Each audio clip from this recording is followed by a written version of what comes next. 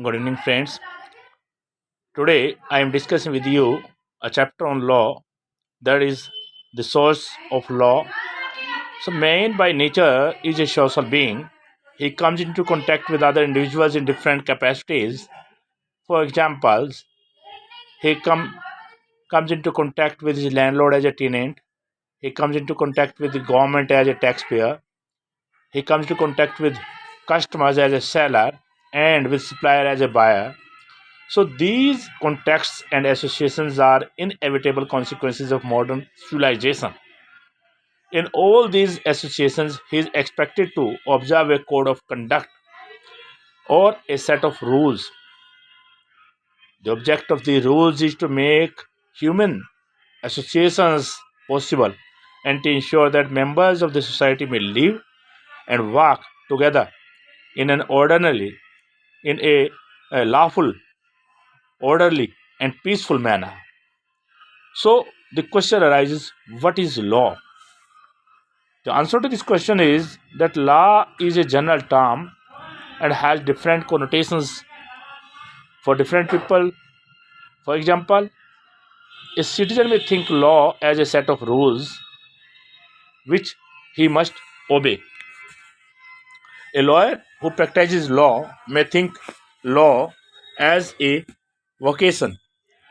A legislator may look at law as something created by him, because for MP and an MLA, the MP and MLA may think that I am the maker of the law, creator of the law. So here is another person who is judge. Judge thinks that I am the judge. I can make new principles by applying the law, or he may think that he is considering law as a guide and principles to be applied, while he will make the judgments or give his decisions. A social scientist may think of law as a means of social control. A legal philosopher may consider law as dictate of reason or right reasoning while resolving the conflicts or resolving disputes between people. Thus, a man's perspective or point of view influences his notions about law and, as such, its meaning. It is therefore not possible to give a single precise definition of law. It is often preceded by an objective to give a more clear for meaning. For example, civil law, criminal law, commercial mercantile law, industrial law, intellectual properties law, international law, etc. etc. However, the legal sense with which we are concerned in this discussion here are that law includes all the rules and principles which regulate our relations with other individuals and the state, and which are the rules which are enforced by the state, which the citizens are supposed to follow. So state regulates the conduct of its citizens by making laws, enacting laws.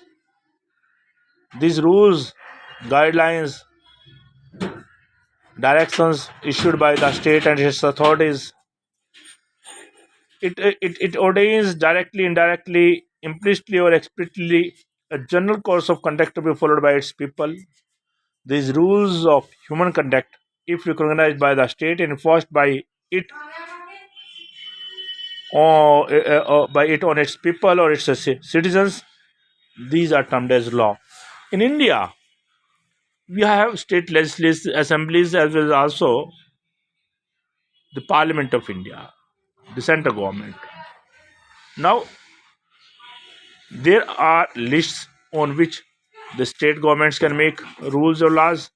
There are lists, topics on which both the governments can make the laws. There are certain subjects on which only central government can make or enact or amend the existing laws. So, the law is a body of principles to be followed by the state in the administration of justice.